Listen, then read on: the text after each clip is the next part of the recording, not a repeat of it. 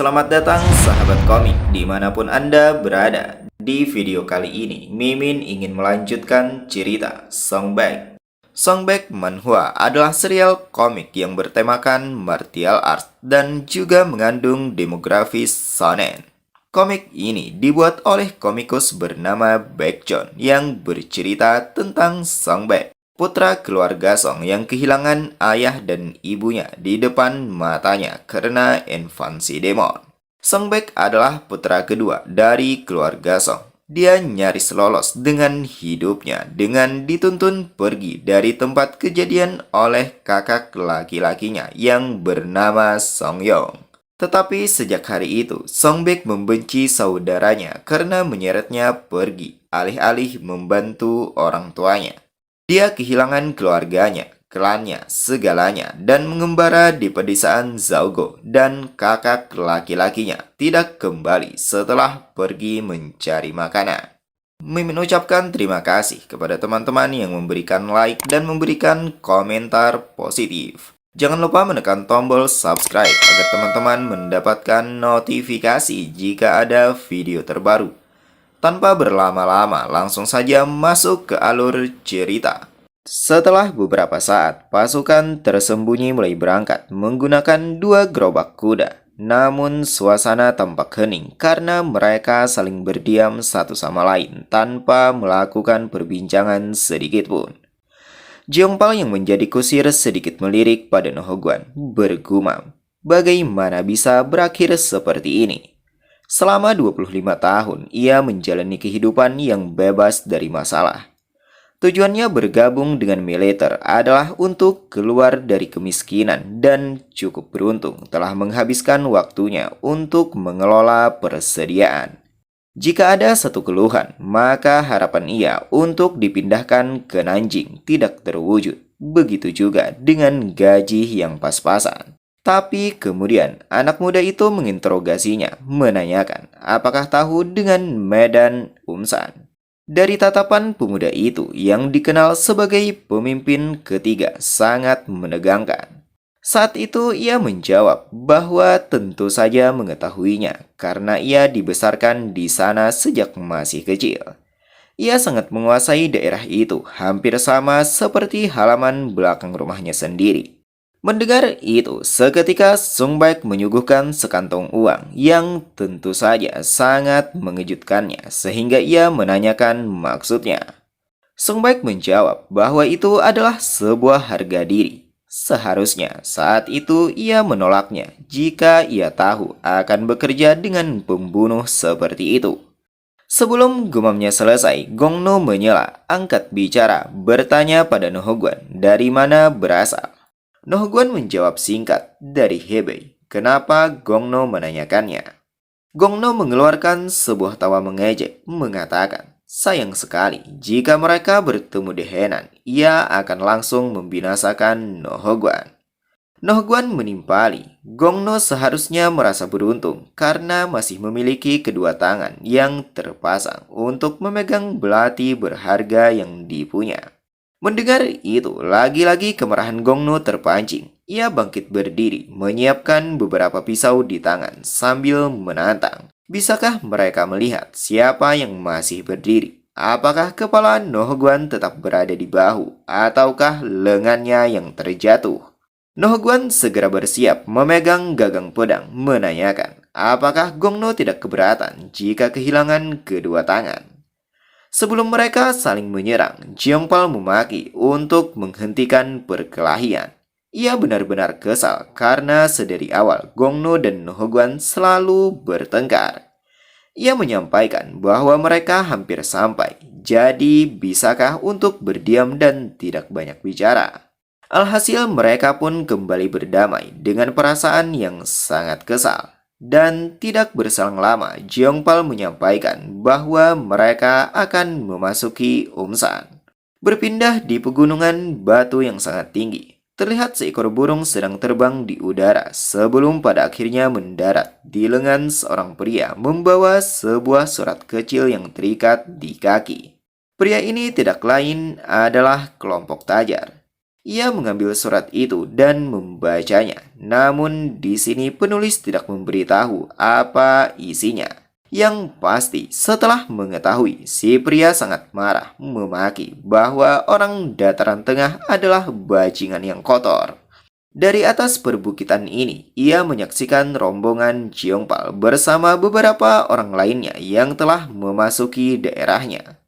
Menyadari itu, ia kembali memaki bahwa tempat ini akan menjadi kuburan bagi orang-orang dataran tengah yang datang. Berpindah di keberadaan Songbak, terlihat bendera mereka berkibar dengan gagah. Begitu juga dengan para pasukannya yang sudah diperlengkapi dengan baju besi. Ia dengan penuh wibawa menanyakan, apakah semuanya sudah berkumpul di sini?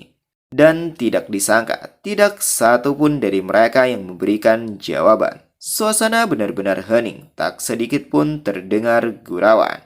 Mendapati ini, Songbak berteriak memaki. Apakah mereka tidur nyenyak?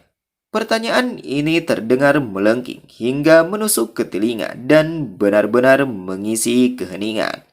Sang ajudan menatapnya, bergumam bahwa suasana sebelum serangan berubah mendadak, sungguh luar biasa. Ini tentunya menjadi sebuah motivasi baginya untuk perlu menguasai diri juga. Dan lagi-lagi, Songbak berteriak bahwa para pasukan telah diberi dua perintah. Pertama adalah menang, dan yang kedua adalah bertahan hidup. Mendengar itu, sang ajudan sangat tercengang, sedangkan para pasukan saling berbisik menoleh satu sama lain, menanyakan apakah mereka mendengarnya dengan benar. Kenapa mereka tiba-tiba disuruh bertahan? Songbak sekali lagi mengatakan, apapun yang terjadi jangan mati dan bertahanlah. Ia kemudian berbalik badan sedikit menjauh dari barisan. Sedangkan sang ajudan yang masih belum mempunyai pengalaman hanya bisa terdiam dipenuhi perasaan heran atas apa yang sang panglima lakukan. Beralih pada Jeong El yang memandang ke arah pegunungan sambil mengingat saudara angkatnya yang tidak lain adalah Moyong.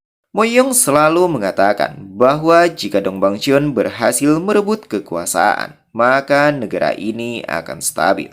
Tapi ia masih tidak yakin dengan hal itu. Bisakah seseorang yang memiliki sikap kejam mengirim prajuritnya ke dalam perangkap musuh benar-benar dapat dipercaya? Sebelum gumamnya selesai, seseorang menyela menghentikannya, mengatakan bahwa unit ketiga telah berangkat. Pria ini memiliki kedudukan sebagai seorang wakil bernama Jang Guanyong. Mendengar yang disampaikan, Jeong Il menanyakan bagaimana dengan persiapan pasukan utama. Jang Guan menjawab bahwa mereka akan berangkat besok sore. Baiklah, dengan ini hubungan mereka yang panjang dan bermasalah akhirnya akan berakhir, ucap Jeong Il. Kembali pada Songbak yang sedang melakukan perjalanan sebelum pada akhirnya menghentikan langkah kaki kudanya. Ia dibersamai oleh beberapa perwira dan di belakangnya ada para pasukan yang mengikutinya. Sang ajudan sejenak terdiam yang kemudian mengamati kondisi sekitar, bergumam. Sebelum serangan mendadak, entah itu sebuah pidato ataupun apa yang diucapkan beberapa hari yang lalu, ia pikir Songbak adalah atasan yang kejam telah berani membinasakan para bawahan. Tapi mungkin saja ia lebih peduli pada pasukannya daripada orang lain. Ia menghentikan gumamnya memanggil Songbak, mengatakan bahwa ia tidak hanya mempunyai kakak laki-laki. Ia juga mempunyai seorang adik perempuan berusia 16 tahun, sama seperti usia Songbak. Ketika mereka kembali ke rumah, ia akan memperkenalkan Songbak dan sekedar informasi kalau adiknya sangat cantik. Mendengar itu, Songbak menyimpulkan bahwa berarti seumuran dengan Remai. Mengingat ini, ia menjadi rindu. Ia penasaran bagaimana dengan kabar sang pujaan hati. Seketika gumamnya terhenti karena mendapati sebuah suara memaki apa yang wakil pemimpin bicarakan. Bukankah sudah bilang kalau akan memperkenalkan sang adik pada dirinya di pesta minum terakhir? Pemilik suara ini adalah Jo Jeon Byeon.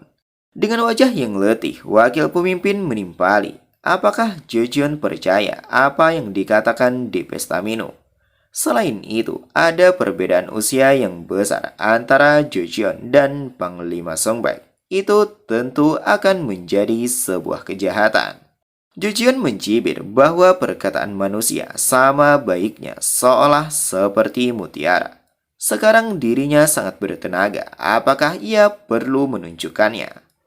Wakil pemimpin mengatakan kalau ia tidak membutuhkannya dan bukan itu pula intinya. Beralih pada Songbak yang hanya berdiam mendengarkan perseteruan mereka. Namun tiba-tiba perhatiannya teralihkan karena mendapati kedatangan seorang perwira dari arah belakang menanyakan pendapatnya. Apakah pasukan kematian akan baik-baik saja? Bukannya menjawab, Songbak balik bertanya, apakah sang perwira khawatir dengan The Death Squad kalau akan meninggalkan misi dan melarikan diri? Sang perwira membenarkan, karena mereka adalah penjahat, maka hal itulah yang membuatnya menjadi khawatir. Songbak meminta untuk bersikap tenang karena semuanya akan baik-baik saja. Sang perwira mengatakan kalau ia sangat penasaran bagaimana bisa Songbak begitu yakin terhadap para penjahat. Pertanyaan ini mengingatkan Songbak pada Nohogwan yang saat itu telah berhasil mengalahkan para penjahat hingga tak tersisa seorang pun. Jika benar mata Nohogwan mempunyai tekad, maka rombongan mereka pasti akan kembali. Mendengar itu, sang perwira terkejut. Ia bingung penuh tanya, sehingga mengkonfirmasi sekali lagi untuk memahami maksudnya. Kembali di perbukitan, tempat di mana rombongan Jeongpal berada. Namun yang terlihat di sini hanyalah Nohogwan seorang diri dengan keadaan tersengal-sengal dan dengan wajah yang dipenuhi keringat. Ia menatap dengan tajam karena mendapati orang-orang Tajar telah menunggunya sehingga ia bersiap menggunakan pedangnya sambil bergumam bahwa ada yang tidak beres. Bagaimana bisa informasi serangan mereka bocor? Cerita berlanjut di perbukitan dekat Iumsan sedang terjadi pertarungan. Terlihat beberapa kuda yang tidak bersalah ikut terlibat dan menjadi korban. Begitupun dengan pengendalinya juga mengalami nasib yang sama, telah terbaring tidak bernyawa. Namun dari sekian banyak yang telah gugur, ternyata masih ada dua prajurit yang tersisa saling beradu kemampuan. Itu tidak lain adalah Gongno melawan salah satu Antek Tajar. Terlihat masing-masing dari mereka mengerang hingga gemetar untuk saling mengadu kekuatan. Sekarang Antek Tajar berusaha mendaratkan pedangnya sekuat tenaga. Begitu pula sebaliknya, Gongno mengerahkan seluruh tenaga untuk menahannya. Gongno yang merasa sudah dalam keadaan genting mencoba menoleh pada Jeongpal yang sedang mengalami ketakutan luar biasa. Ia meminta agar Jeongpal membantunya dan menyudahi takutnya karena semua orang telah binasa. Jeongpal yang mendengar itu bukannya merasa tenang, sebaliknya ia malah semakin panik menutup telinga hingga menundukkan pandangan. Merasa tidak mendapatkan jawaban, Gongno sekali lagi memanggil. Namun untuk yang kedua kalinya, Jeongpal hanya menghiraukan sehingga ia memaki kalau Jeongpal sangat tidak berguna dan tidak berakal. Ia kemudian menyudahi permintaan itu dengan cara menundukkan pandangan sambil memejamkan mata, mengatakan kalau ia tidak punya pilihan lain. Ia segera melepaskan pedangnya, menyampaikan bahwa ia menyimpan ini untuk si brengsek Nohogwan. Di sisi lain, Antek Tajar yang melihat itu tentu saja tidak ingin membuang kesempatan ini. Ia dengan segera memanfaatkan, mengayunkan pedangnya sekuat tenaga sambil mencibir bahwa Gongno adalah prajurit tidak berakal. Bagaimana bisa seorang pejuang berani menjatuhkan senjata ketika sedang menghadapi musuh? Namun sayang, sikap jemawanya itu hanya bertahan singkat. Seketika matanya terbelalak karena mendapati adanya sebuah hujaman yang mendarat sempurna hingga menembus lehernya. Ia tidak menyangka ternyata Gongno memiliki teknik dan senjata rahasia yang bahkan tidak ia sadari sama sekali. Gongno mengatakan, Anggap saja ini suatu kehormatan yang ia berikan untuk orang Mongolia. Apakah si pria tahu betapa mahalnya ini? Ketika hendak menjawab, Gongno menarik pedang, membuat si pria mengerang, menahan sakit yang dirasakan, sebelum pada akhirnya terjatuh dengan keadaan tidak berdaya. Sedangkan Gongno kembali merapikan senjatanya sambil memaki. Sungguh sial. Menurutnya, ia harus menggunakan senjata ini di tempat seperti ini. Tapi kenapa suasananya sepi sekali? Apa yang sedang dilakukan si brengsek Nohguan itu? Ketika ia memandang ke arah depan, matanya terbelalak karena mendapati Nohguan telah melakukan pembantaian pada lawan. Ia sangat terkejut dan tidak menyangka ternyata Nohguan tidak selemah yang ia kira. Sekarang yang tersisa hanyalah seorang pria brewok yang sebelumnya telah berhasil membaca jalan serangan mereka. Namun kali ini ia mengeratkan gigi penuh tanya apa yang terjadi sebenarnya sehingga para bawahannya dapat dikalahkan dengan mudah begitu saja. Trik apa yang Nohguan gunakan? Nohguan hanya berdiam dengan tatapan yang menajam tanpa memberikan sepatah kata pun jawaban. Mendapati ini, si pria menyampaikan bahwa ia pernah mendengar kalau di dataran tengah ada orang yang memiliki kekuatan aneh. Sepertinya yang dibicarakan orang-orang adalah manusia seperti Nohguan. Mendengar itu, Nohguan menyipitkan mata, bergumam. Bagi orang Mongolia, si pria dianggap cukup kuat. Tapi bagi orang dataran tengah, itu hanyalah. Seketika gumamnya terhenti karena mendapati si pria telah melompat mengayunkan pedangnya di udara dengan sekuat tenaga sambil memaki agar Nohguan mati saja ke neraka. Bersamaan dengan ini, dua tebasan terjadi dan mereka telah bertukar posisi dengan keadaan seolah tidak terjadi apa-apa satu sama lain. Si pria menanyakan, kekuatan macam apa ini? Nohguan mengatakan bahwa ia menggunakan teknik tinju eksplosif. Tepat setelah jawaban itu, si pria memuntahkan cairan merah dengan jumlah yang sangat banyak sebelum pada akhirnya tubuhnya terpisah menjadi dua bagian. Pertanda bahwa pertarungan pada sesi ini telah berakhir dan ia pun kembali menempatkan pedangnya sambil sedikit melirik ke arah Gongno yang memberikan pujian kepadanya bahwa telah bekerja dengan bagus. Ia menimpali, tapi apa yang akan mereka lakukan jika gerobak penuh misio telah dihancurkan? Bukannya menjawab, Gongno malah menghampiri Jeongpal, menyampaikan bahwa keadaannya sudah aman. Jadi tolong buka mata sekarang. Di sisi Nohguan, tiba-tiba matanya terbelalak karena merasakan sesuatu yang datang melesat ke arahnya. Dan ia pun dengan spontan membuang badan ke tanah untuk melepaskannya. Setelah berhasil menghindar, ia terkejut karena yang ia lihat adalah anak panah. Ia segera menatap ke atas untuk mencari tahu sumbernya dan mendapati kalau itu berasal dari seorang pria yang berada di bukit. Terlihat pria itu kembali bersiap dengan busur panahnya sambil mencibir bahwa Nohguan telah menghindar dengan baik. Dasar sampah dataran tengah yang kotor. Nohguan mengeratkan gigi, bergumam bahwa ia lupa kalau orang Mongolia juga mempelajari keterampilan memanah. Dan terlihat si pria menarik anak panah dengan sekuat tenaga sambil mengatakan pada Nohguan untuk segera mati.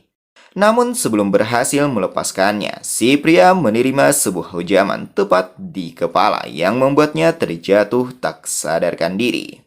Menyadari ini, Nohguan mengalihkan pandangan pada pemberi bantuan dan ternyata pelakunya adalah Gongno dengan tangan yang masih terayun mengatakan kalau ia tidak bisa membiarkan Nohguan mati begitu saja sebab ialah yang seharusnya mengambil kepala Nohguan. Setelah beberapa saat, Jeongpal yang sebelumnya mengalami ketakutan luar biasa, kini mulai memberanikan diri untuk membuka mata dan bangkit berdiri sambil memegang pakaian dari prajurit Mongolia. Namun dari wajahnya masih tersimpan kecemasan yang sangat tinggi sehingga ia hanya bisa menatapnya. Sedangkan Gongno sudah mengenakan baju sambil merasuk celana meminta Jeongpal untuk berhenti menangis dan segera berpakaian. Tapi Jeongpal tak kunjung juga melakukannya. Di sisi lain, No Hwan mengatakan bahwa mereka harus pergi ke Yumsan Ojipes. Namun sayang, tak satu pun dari mereka yang memberikan jawaban. Jeongpal hanya terdiam dengan wajah yang tidak bersemangat, sedangkan Gongno menunjukkan rasa kesal karena tidak menemukan satupun celana yang cocok untuknya. Nohguan kembali bertanya, berapa lama waktu yang dibutuhkan untuk pergi ke Yumsan Ojepes dari sini? Jeongpal menjawab, untung saja kabutnya tebal, jadi kematian orang-orang ini baru diketahui besok pagi. Jika mereka bergerak cepat, maka mereka akan bisa tiba lusa. Nohguan menawar, apakah tidak mungkin untuk tiba besok pagi? Jeongpal mengatakan bahwa ada caranya, tapi risiko untuk diketahui sangat tinggi. Nohguan menyampaikan kalau mereka harus bergegas untuk mencapai tujuan tepat waktu sesuai yang dibutuhkan pasukan utama. Mendengar itu, Jeongpal memaki apakah mereka benar-benar menyerang hanya dengan kelompok kecil ini. Bukannya menjawab, Nohguan hanya menghiraukan karena ia tidak ingin mengulur waktu dan segera memungut bubuk misio yang telah berjatuhan untuk dibawa kembali. Ia kemudian berdiri di hadapan Jeongpal, mengatakan jika Jeongpal tidak mau, silahkan lari. Karena ia sendiri juga punya gambaran kasar tentang rutenya. Jeongpal tentu saja tersentak ketika mendengarnya, sedangkan Gongno melontarkan sebuah pujian bahwa Nohguan terlihat seperti seorang seniman bela diri. Apa sebenarnya yang Nohguan rencanakan? Nohguan sedikit menoleh, namun tidak memberikan jawaban, sehingga Gongno meneruskan bahwa ia memahami uang bukanlah tujuan Nohguan, sama seperti halnya baginya.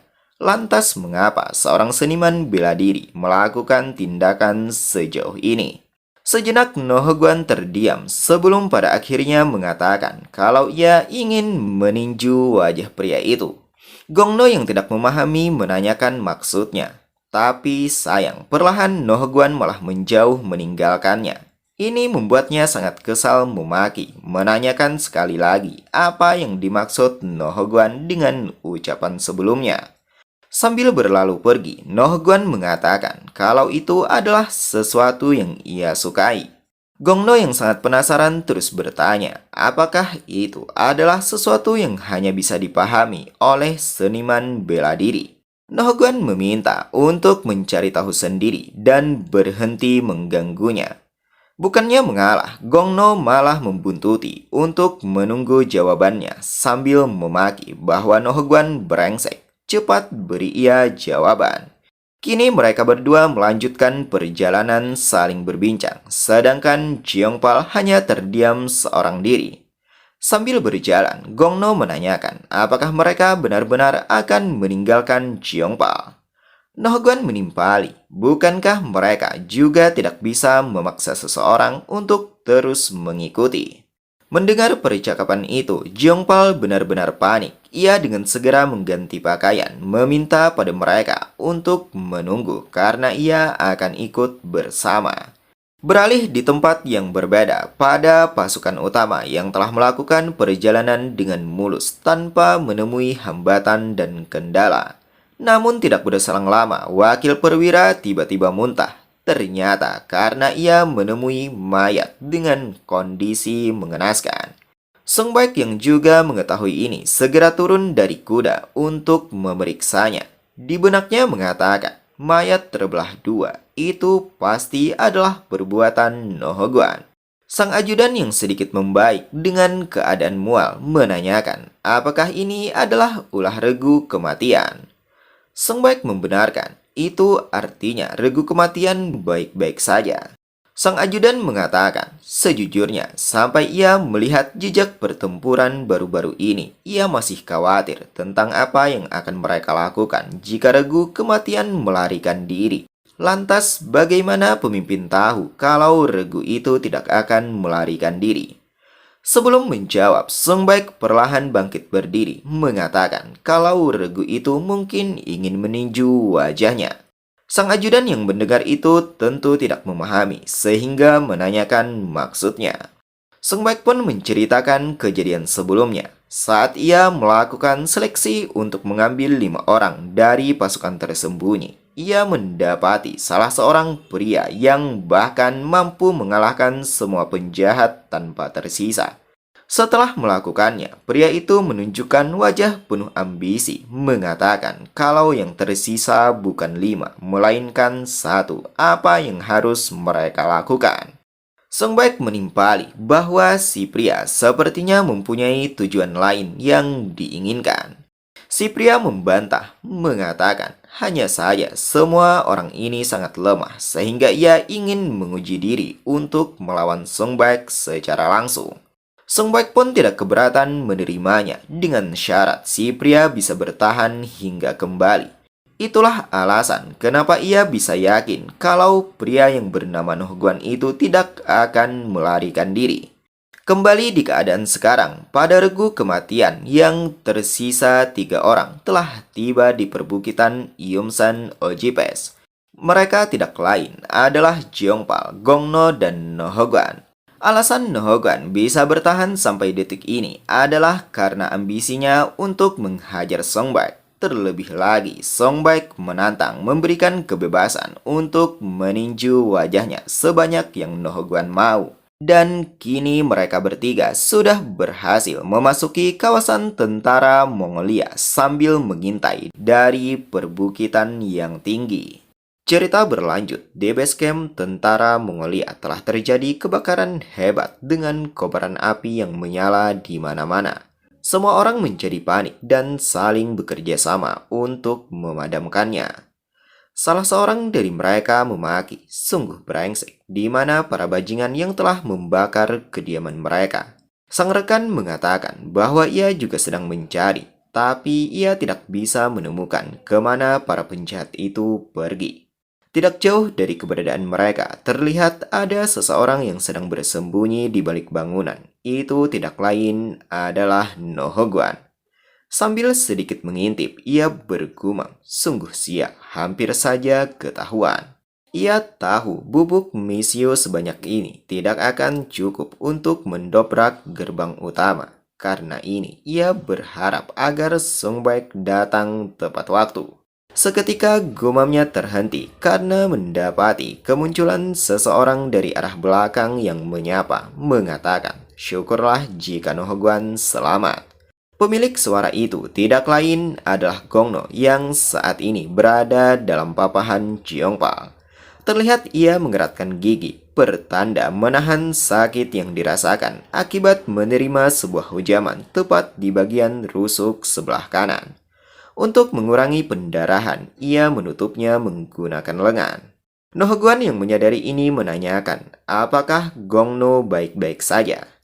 Mendapati pertanyaan itu, Gongno tentu saja sangat marah sehingga memaki kalau Nohoguan brengsek. Bukankah Nohoguan melihat dengan jelas kondisinya? Lantas bagaimana bisa bertanya seperti itu? Apakah ia terlihat baik-baik saja di mata Nohoguan? Bukannya menunjukkan rasa kasihan, Nohoguan malah bersikap biasa saja, mengatakan bahwa Gongno mempunyai kehidupan yang lebih sulit dari yang ia kira.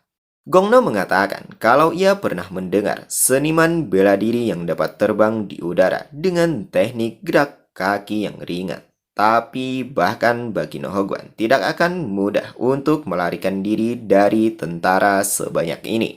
Nohoguan menyipitkan mata, menanyakan apa yang tiba-tiba Gongno bicarakan. Gongno mengatakan kalau ia akan membuat gangguan. Nohoguan tidak memahami sehingga menanyakan maksudnya. Gongno menyampaikan kalau ia memiliki permintaan yang tidak lain adalah untuk segera pergi membawa Jeongpal. Mimin tidak menyangka ini akan terjadi. Gongno yang sebelumnya sangat membenci Nohogwan, sekarang justru sebaliknya. Ia berniat mengorbankan dirinya menjadi umpan agar Nohogwan bisa pergi bersama Jeongpal dengan selamat. Gongno meneruskan, dengan kondisi yang sekarang, mungkin adalah hal yang sulit bagi Nohogwan untuk juga mengeluarkannya. Tapi Nohogwan harus bisa mengeluarkan suara keras ini. Jungpal yang merasa tersindir menanyakan maksudnya, apa yang baru saja Gongno katakan. Gongno menghiraukan pertanyaan itu. Ia hanya menyampaikan bahwa sejujurnya tidak menyukai seniman bela diri. Banyak oknum bela diri yang berbicara tentang keadilan dan kesatriaan, tetapi mereka sebenarnya sering menipu orang dengan kata-kata besar dan kemudian melakukan pengkhianatan. Begitu juga dengan orang aliansi bela diri yang telah ia binasakan. Tapi Nohogwan tampak berbeda. Ketika melihat Nohogwan membuatnya ingin belajar bagaimana seni bela diri yang sebenarnya. Nohogwan menanyakan, jika Gongno benar-benar ingin belajar seni bela diri, maukah Gongno mengikutinya? Ia akan membuat Gongno begitu kuat, sehingga Gongno bahkan tidak akan mengingat nama aliansi bela diri. Dengan sebuah tawa, Gongno menjawab, jika ia bisa selamat, maka ia akan mengikuti Nohogwan kemana saja. Nohogwan sedikit tersenyum ketika mendengarnya, menimpali bahwa itu Gongno sendiri yang mengatakannya. Jadi jangan salahkan ia dan jangan menyesalinya. Bersamaan dengan ini, ia menarik pakaian yang berasal dari tentara Mongolia dengan maksud bahwa ia tidak ingin lagi melakukan penyamaran, melainkan secara terang-terangan. Gongno dan Jeongpal yang melihat tentu saja terkejut penuh tanya apa yang sedang Nohogwan lakukan. Bagaimana Nohogwan berencana untuk melarikan diri jika berpenampilan begitu mencolok? Nohogwan meminta agar mereka berdua tetap bersembunyi hingga pasukan utama tiba, sedangkan ia akan menangani para musuh sambil menunggu waktu itu tiba. Ia akan menunjukkan pada Gongno bagaimana kekuatan yang tidak ada bandingannya dengan aliansi bela diri. Sebelum berlalu pergi, ia sedikit melirik, mengatakan, omong-omong, Shinkyo tidak akan meninggalkan saudaranya. Tepat setelah ucapan itu, ia berbalik badan sambil memegang gagang pedang sebelum pada akhirnya melesat pergi dengan kecepatan tinggi. Jeongpal dan Gongno yang melihat itu hanya bisa tercengang terlebih lagi dengan ucapan Nohogwan sebelumnya. Namun Jeongpal tidak memahami sehingga menanyakan maksudnya. Gongno mengatakan kalau orang biasa tidak akan mengerti dan tidak akan mengetahui. Mata Jeongpal terbelalak ketika mendengarnya dan sekali lagi menanyakan. Gongno menjawab bahwa nama lain dari Shinkyo adalah Sekte Demon.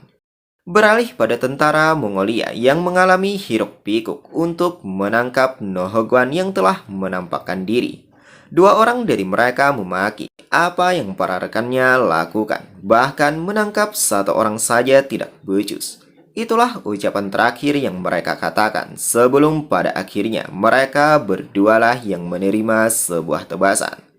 Terlihat Nohogwan melesat dengan kecepatan tinggi, melepaskan serangan dengan membabi buta tanpa belas kasihan.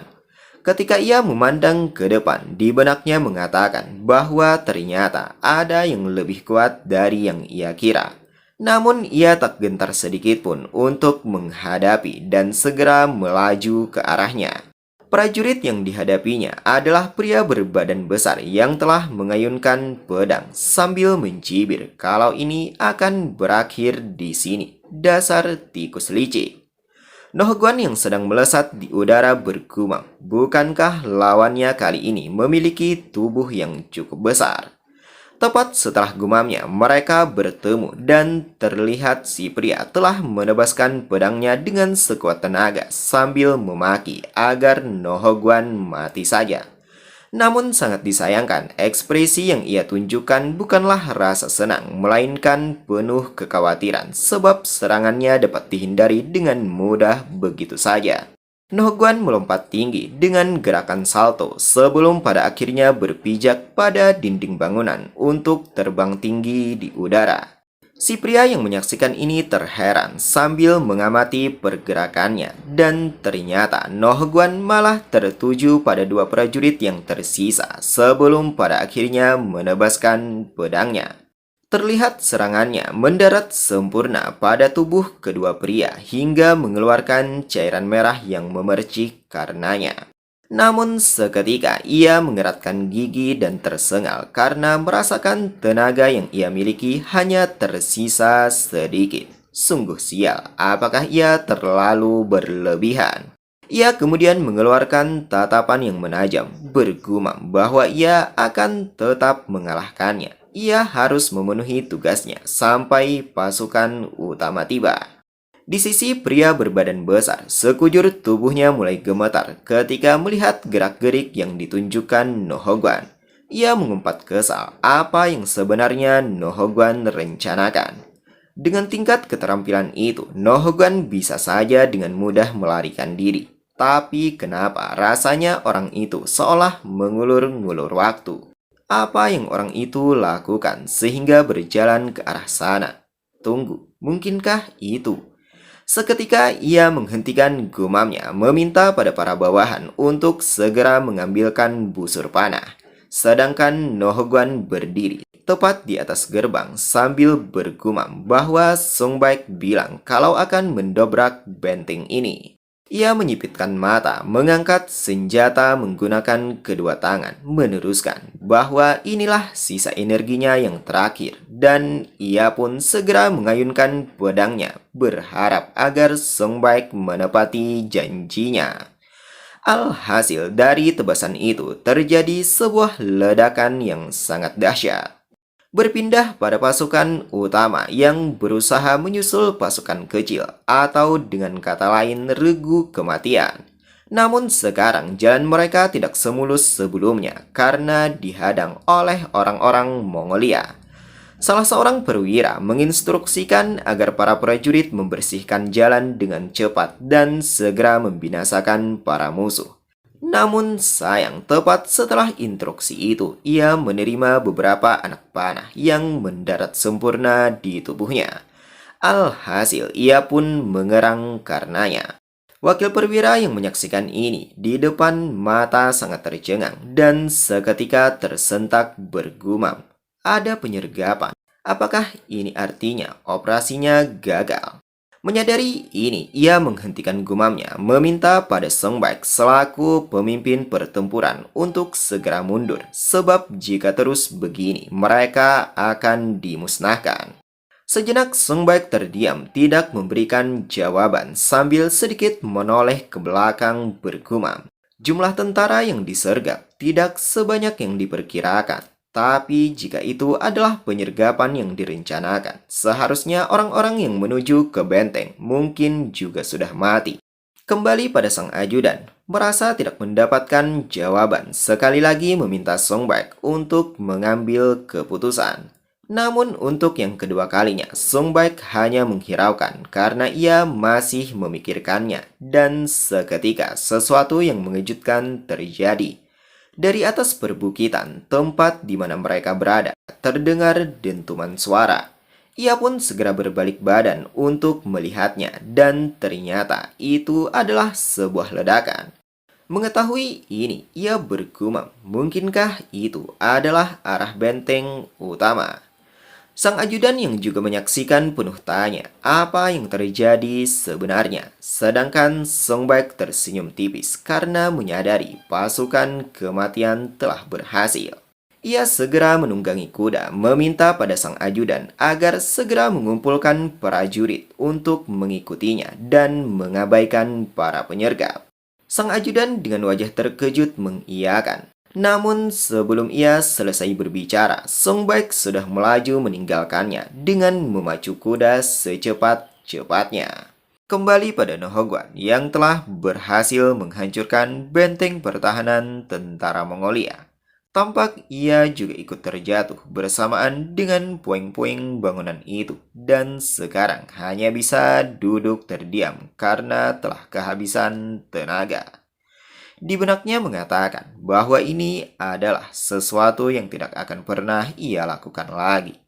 Ia kemudian menoleh ke belakang, berharap adanya bala bantuan yang datang. Namun sayang, tak seorang pun yang terlihat, sehingga bergumam bahwa pasukan utama belum juga tiba. Sepertinya mereka juga sedang berjuang. Rencananya sudah bocor, jadi pasti banyak penyergapan di sepanjang jalan naik. Ia mengeluarkan senyuman mengejek, meneruskan. Apakah ia sudah terlalu melebih-lebihkan Songbak? Tidak berselang lama, langkah kaki mulai terdengar, pertanda kedatangan seseorang. Namun ternyata itu bukanlah Songbak, melainkan pria berbadan besar yang bersiap menarik pedangnya sambil mencibir bahwa bukankah tidak ada bala bantuan. Lalu mengapa Nohogwan merusak pintu yang utuh? Tepat setelah ocehan itu, ia tidak membuang waktu dan segera mengayunkan senjata sekuat tenaga, mengatakan pada Nohogwan untuk tidak berpikir kalau bisa mati dengan tenang. Nohogwan hanya terdiam, tampak ia benar-benar tidak berdaya sehingga hanya bisa pasrah di penghujung hidupnya. Sekarang matanya berkaca-kaca, mengatakan bahwa mati dalam pertempuran adalah berkah bagi demon. Sebelum akhir hayatnya, ia mengingat Dong Bangli dengan penuh penyesalan. Seharusnya ia setidaknya pernah bertukar beberapa kata. Kini ia benar-benar berserah diri dan tidak bisa melakukan perlawanan lagi. Namun tiba-tiba ia mendapati kejanggalan yang terjadi dan ternyata itu bersumber dari pria berbadan besar yang mendapatkan sebuah hujaman tepat di leher hingga menembusnya. Mata Nohogwan terbelalak ketika melihatnya. Ia benar-benar bingung siapa yang melakukannya. Sedangkan pria berbadan besar merasakan gemetar hebat di sekujur tubuhnya sebelum pada akhirnya terjungkal kehilangan nyawa. Bersamaan dengan ini, seseorang telah datang menunggangi kuda yang tidak lain adalah Songbak. Ia memuji bahwa Nohogwan telah melakukannya dengan baik. Maafkan ia karena terlambat. Nohgwan menoleh ke sumber suara dan ini mengejutkannya karena melihat Songbak datang hanya seorang diri. Di sisi lain, tentara Mongolia juga merasakan hal yang sama. Mereka terheran dipenuhi rasa kesal karena Songbak telah membinasakan mandur mereka. Nohgwan mengatakan, jangan bilang Songbak datang sendirian.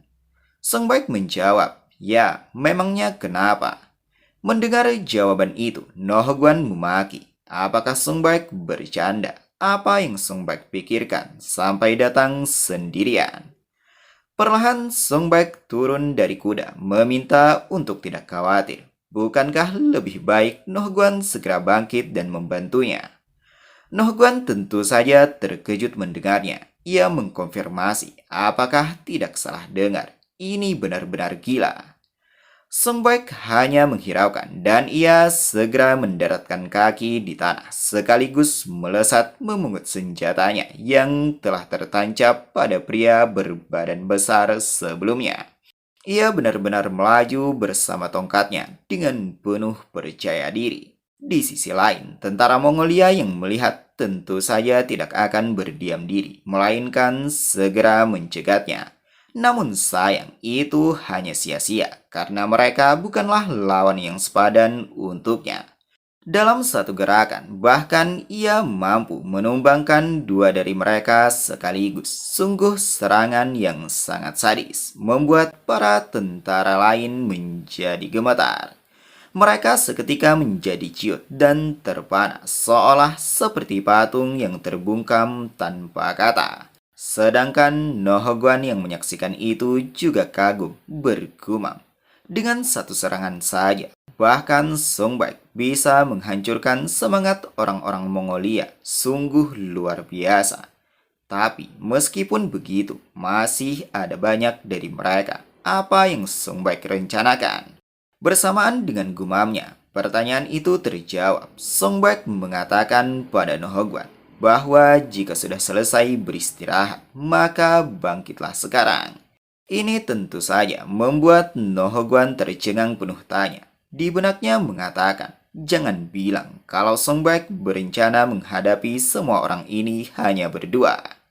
Terlihat Songbak masih berdiri tegak bersama tombaknya. Namun ketika merasa tidak mendapatkan jawaban, ia melirik menanyakan, apakah Nohogwan butuh lebih banyak waktu untuk beristirahat? Nohogwan yang berada dalam kebingungan ini tidak menjawab. Ia justru menutupi dengan menunjukkan semangatnya dan segera bangkit memungut pedangnya sambil bergumam bahwa ia telah melihat banyak orang gila dari sekti suci. Tapi ternyata orang ini benar-benar lebih gila. Perlahan ia melangkah mengatakan pada Songbak bahwa sepertinya tugasnya telah selesai. Songbak menjawab, baiklah, kalau begitu ia akan memberi Nohogwan tambahan gaji. Nohogwan mengatakan untuk melupakan uangnya karena yang ia perlukan adalah janji Songbak untuk ditepati. Songbak melirik menyampaikan bahwa jika Nohogwan tidak bisa mengikutinya, maka ia akan meninggalkannya. Nohogwan pun juga menatap lawan bicaranya, menyambung, dan teruntuk komandan, jangan menghalangi jalannya. Tepat setelah perbincangan itu, mereka segera melesat bersama-sama, diperlengkapi dengan senjata yang berbeda. Sang komandan menggunakan tombak panjang, sedangkan Nohogwan menggunakan sebilah pedang. Beralih di keberadaan rombongan pasukan utama yang tertinggal dari Songbak dan sekarang dipimpin oleh sang ajudan. Mereka terus melaju menunggangi kuda untuk mengejar komandan mereka yang telah pergi lebih dulu seorang diri. Tampak perjalanan cukup panjang membuat sang ajudan berkeringat sambil memaki bahwa benar-benar sial. Ini memakan waktu lebih lama dari yang diharapkan. Teruntuk pasukan kecil dan komandan, tolong bertahan dan selamatlah. Tidak berselang lama menempuh perjalanan. Akhirnya camp militer dari tentara Mongolia terlihat sebelum pada akhirnya mereka benar-benar tiba. Namun mata mereka semua terbelalak seolah terjadi sesuatu dan menanyakan dengan terbata-bata, apa ini? Pertanyaan itu diajukan kepada sang komandan yang masih selamat, duduk di sebatang pohon dengan tombak yang tergeletak di pundak. Songbak menjawab bahwa sang ajudan terlambat. Nohogwan yang berada di sampingnya melirik, mencibir. Ya ampun, tidak bisakah Songbak datang lebih cepat? Apakah Songbak tahu kalau ia hampir mati? Dan ternyata yang membuat sang ajudan tercengang adalah karena yang mereka lihat adalah para tentara Mongolia yang berubah menjadi lautan mayat manusia. Ini sungguh merupakan pembantaian sadis yang luar biasa. Terlebih lagi hanya dilakukan oleh dua orang saja. Beralih di camp militer pihak MC yang di dalamnya ada Jeong El. Salah seorang pria yang adalah wakil komandannya bernama Jang Guanyong melaporkan bahwa Komandan Songbak berhasil merebut Eri Oji Pass atau sebutan lain lintasan Oji yang menyeramkan. Mendengar yang disampaikan, Jeong Il menggedor meja dengan keras dan tertawa terbahak-bahak mengatakan bahwa itu seperti yang diharapkan dari Komandan Song. Ia tahu Songbak akan berhasil. Jang Guan mengatakan sekarang celah Eri Oji telah direbut. Mereka akhirnya bisa melancarkan operasi pengelabuan. Jeong Il mengeluarkan tatapan menajam membenarkannya. Mari untuk menyelesaikan semuanya dengan cepat dan kembali. Setelah beberapa lama suasana berlangsung tegang, Jang Guan mencoba mencairkannya dengan pertanyaan, apakah yang dimaksud Jeong Il akan kembali ke pavilion perdamaian abadi?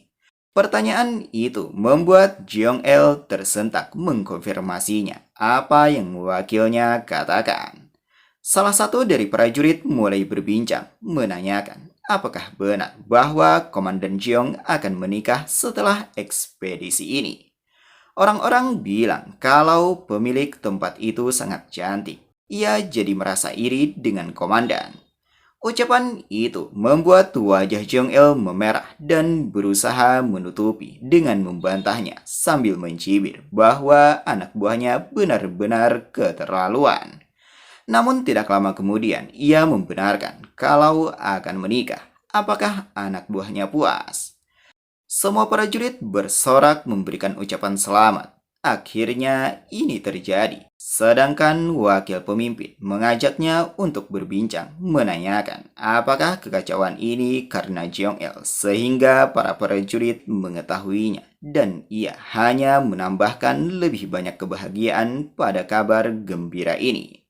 Sebelum Jeong Il menjawab, para prajurit kembali menyela. Mereka menangkupkan tangan, sekali lagi memberikan ucapan selamat atas janji pernikahan gubernur. Jeong Il pun hanya bisa menghela nafas karenanya, sedangkan wakil pemimpin memaki para prajurit meminta untuk menghentikannya dan mengusir mereka, mengatakan kalau gubernur sedang malu. Beralih pada pria berbeda bernama Jang Yosang yang sepertinya memiliki ikatan keluarga dengan Komandan Cheong. Tampak dari raut wajahnya menunjukkan sikap tidak bersemangat. Ia juga menghela nafas dengan dalam, bergumam bahwa sekarang benar-benar era para pemuda.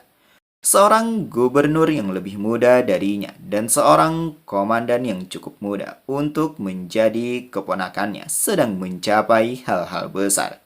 Ia merasa seperti perlahan menjadi usang. Apakah ini hasil dari 10 tahun kesulitan hanya untuk membersihkan kekacauan para pemuda ini? Bukankah itu terlalu berlebihan? Tiba-tiba matanya melebar karena mendapati kehadiran seseorang yang mendekat ke arahnya sehingga ia menanyakan siapa si pria. Di benaknya penuh tanya, apakah benar prajurit biasa? Namun menurutnya itu bukanlah hal yang perlu, tapi yang lebih penting bagaimana si pria tahu tentangnya. Seketika ia merasakan hal yang aneh sehingga bersiap menarik pedangnya. Dan ketika si pria melangkah, ia segera mengacungkannya. Namun si pria bukannya berhenti, justru semakin mendekat menertawakannya dan mencibir. Apakah pantas menghunuskan pedang untuk melawan seorang prajurit tanpa memberi peringatan? Jang Yosang memaki, meminta untuk si pria agar menghentikan langkahnya sambil menanyakan siapa si pria dan berasal dari afiliasi mana. Bukannya menjawab, si pria malah meledek pertanyaan itu yang kemudian melepas baju yang dikenakan dan melemparkannya. Ini tentu saja membuat Jang Yosang penuh tanya. Apa rencananya? Kenapa tiba-tiba melepas pakaian? Tidak berhenti sampai di situ, si pria kembali bersiap membuka baju terakhirnya sambil menanyakan, apakah ini cukup untuk membuktikan siapa dirinya? Tingkah laku si pria sekali lagi membingungkan Jang Yosang dan ternyata pada tubuh si pria terdapat sebuah tato yang berlukiskan ular sambil mengatakan bahwa ia datang untuk menyampaikan pesan publik. Melihat itu, Jang Yosang mulai mengenali kalau si pria pasti adalah orang Dongjiang. Lalu kenapa ada di sini? Setelah memperlihatkan tanda pengenalnya, si pria kembali melangkah mendekat sambil mengucapkan sebuah permintaan yang adalah membinasakan Gubernur Jeong Il-guan. Jang Yosang terus mengacungkan pedangnya, menanyakan kenapa si pria tiba-tiba menyuruh untuk membinasakan atasannya. Apa maksudnya? Si pria menjawab, bagaimanapun operasi ini akan berakhir dengan kegagalan. Komandan Jang hanya perlu fokus menyelamatkan nyawa sendiri. Jang Yusang bingung dengan maksud si pria. Ia benar-benar kesal sehingga menanyakan sekali lagi kenapa ia harus membinasakan gubernur. Si pria mengatakan karena gubernur selanjutnya adalah Jang Yusang sendiri. Jawaban ini tentu saja membuatnya terkejut dan tertegun. Beralih pada seorang pria yang sedang berlari bernama Si Majung merupakan strategis Dongbang Tianho. Di benaknya mengatakan bahwa Jang Maso telah bergerak, berencana membinasakan Komandan Jong-il dan Song-baek. Jelas, penghapusan mereka berdua adalah batu loncatan untuk menyerang Dongbang Tianhu. Karena itu, ia harus segera memberitahu Dongbang Tianhu tentang hal ini. Sebelum ia berlalu pergi, tiba-tiba seseorang datang membuka pintu, menghalangi jalannya, tepat di mana arah ia keluar. Si pria menanyakan mau pergi kemana dengan terburu-buru seperti itu. Ini tentu saja membuatnya tersentak. Terlebih lagi, si pria datang dengan membawa bungkusan kain dan menanyakan, bukankah si Majung pasti berasal dari Dongcha? Sebelum pertanyaan itu selesai, si Majung menyela memaki bahwa berani sekali si pria yang hanyalah seorang kasim mencoba menghentikannya. Menjawab ejekan itu, si pria segera melemparkan bungkusan yang berada di tangannya tepat di depan si Majung sambil mengatakan bahwa ini adalah hadiah. Si Majung yang tidak mengetahui mulai khawatir menanyakan hadiah apa maksudnya. Dan tidak lama kemudian, matanya terbelalak karena bungkusan itu terbuka dan mendapati kalau itu adalah potongan organ tubuh putranya yang bernama Gong Dioka. Si pria mengatakan bahwa ia beserta rekannya telah menangkap tikus yang membocorkan rahasia mereka. Dan ternyata tidak disangka itu adalah putra si Majung. Benar-benar tidak berakal. Adipati menawarkan kekuasaan abadi, tapi si Majung malah memilih berpihak pada lelaki tua Dongbang itu. Melihat kepala putranya, si Majung segera membungkuk dengan wajah yang panik. Ia terlihat begitu histeris ketika mendapati putra kesayangannya harus binasa dengan cara yang mengenaskan.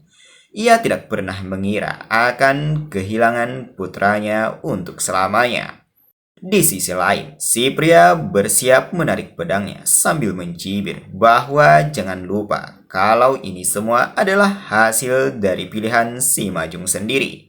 Mendengar itu, sekarang sekujur tubuhnya gemetar hebat sambil menanyakan apakah itu artinya si pria bahkan berniat membinasakan kaisar. Tidak peduli sekuat apapun si pria, itu tidak akan bisa menyentuh Dongbang Bodok yang telah menyelamatkan nyawa kaisar. Ia kemudian memeluk kepala putranya untuk yang terakhir kali sambil meneruskan kata-katanya. Tiba-tiba membuat keributan seperti ini. Pasti ada sesuatu yang terjadi pada tubuh kaisar. Sejenak si pria terdiam sebelum pada akhirnya mengeluarkan sebuah senyuman mengejek, mengatakan, benar-benar menyedihkan. Ia mengangkat pedang ke belakang, mencibir bahwa andai saja si Majung menggunakan pikiran yang cemerlang itu untuk Adipati, maka si Majung mungkin menikmati ini sekarang. Tapi, mendengar ocehan si pria, si Majung sudah tak tahan lagi sehingga ia berteriak memaki kalau sejarah akan menghukum si pria. Si pria menimpali kalau itu adalah perkataan terakhir yang membosankan. Bersamaan dengan kata-katanya, ia mengayunkan pedang dan itu tampak mendarat sempurna sehingga cairan merah memercik karenanya. Alhasil, si Majung terkapar tidak berdaya dan harus kehilangan nyawanya. Setelah tindakan itu, si pria berbalik badan. Namun sebelum berlalu pergi, ia sedikit menoleh mengatakan bahwa ada sesuatu yang si Majung salah pahami. Bukankah pendosa dalam sejarah sebenarnya adalah Dongbang Tianhu? Tepat setelah memberikan cibiran, ia meninggalkan tempat itu dengan sebuah senyuman penuh kepuasan. Beralih di keberadaan Songbak yang sedang menunggangi kuda, menanyakan apakah Nohguan benar-benar tidak mau ikut dengannya. Nohguan dengan tegas menjawab, tidak, terima kasih. Dirasa ia tidak punya cukup nyawa untuk melakukan hal seperti ini lagi. Ia hanya akan kembali ke kampung halamannya. Songbak menanyakan, tidakkah Nohguan kecewa belum mendapatkan satu pukulan pun pada wajahnya? Sejenak Nohguan terdiam mengingat janji itu sambil memandang ke arah Songbak sebelum pada akhirnya tersenyum mengatakan, kalau itu tidak masalah. Ia tidak tahu mengapa, tapi ia merasa kalau mereka akan bertemu lagi. Mendengar penolakan dari Nohogwan untuk yang kedua kalinya, Songbak tidak punya pilihan lagi selain menerimanya. Ia segera putar haluan mengendalikan kudanya.